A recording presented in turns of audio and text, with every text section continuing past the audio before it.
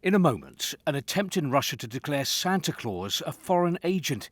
But first, the latest reaction in the Russian papers to the fall of Assad. It's not big news in this week's Arguments and Facts.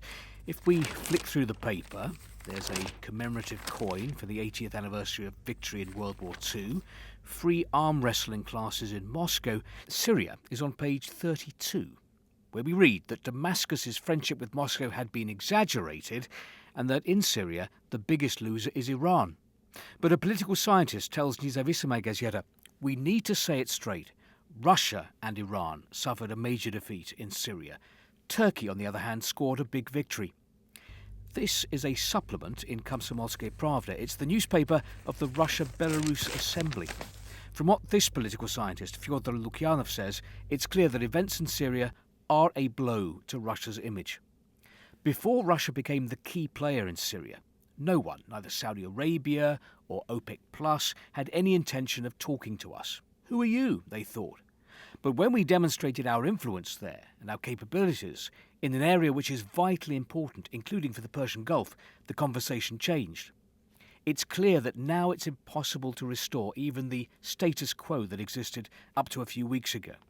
The configuration has changed again, and Russia needs to secure its interests there, our base in Tartus. What lies ahead is a very subtle diplomatic game. We cannot count on achieving anything by force, because we have fewer forces we could dispatch there, and unfortunately Iran is not capable of doing that. Despite geopolitical problems, Russia still considers itself a great power. However, back at home, as Arguments and Facts points out, 50% of Russia's public transport needs replacing. Moskovsky Komsomolets reports on the problems of Russia's Superjet.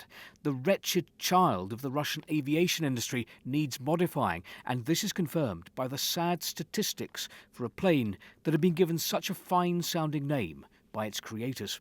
Izvestia, the price of potatoes has risen 81%, the price of butter 33% since last December. Finally, this chap had better watch out. And him. Well, that's according to Moskovsky Komsomolets, which reports that activist Vitaly Borodin has asked Russian prosecutors to declare Santa Claus a foreign agent. His arguments are as follows. The Santa Claus brand is popular in countries unfriendly to Russia.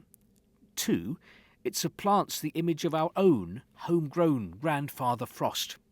Borodin believes that companies using the Santa brand may be funding its spread in Russia to undermine traditional Russian values.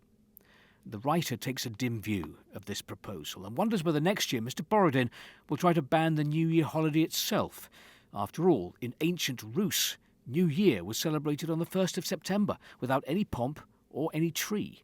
The roots of the festive tree are in Germany, a country unfriendly to us. As for Grandfather Frost, if you look into it, you'll find he's a real foreign agent. He is a version of the Western Santa Claus, adapted for Russia, but virtually the spitting image. Mind you, there is a risk that instead of banning the New Year holiday, ungrateful citizens will demand instead the banning of this most zealous activist. Faced with the choice of banning a man with the reputation of a professional informer or New Year values alien to us, it isn't certain they will choose him. But risk is a noble thing, and New Year is a time for miracles.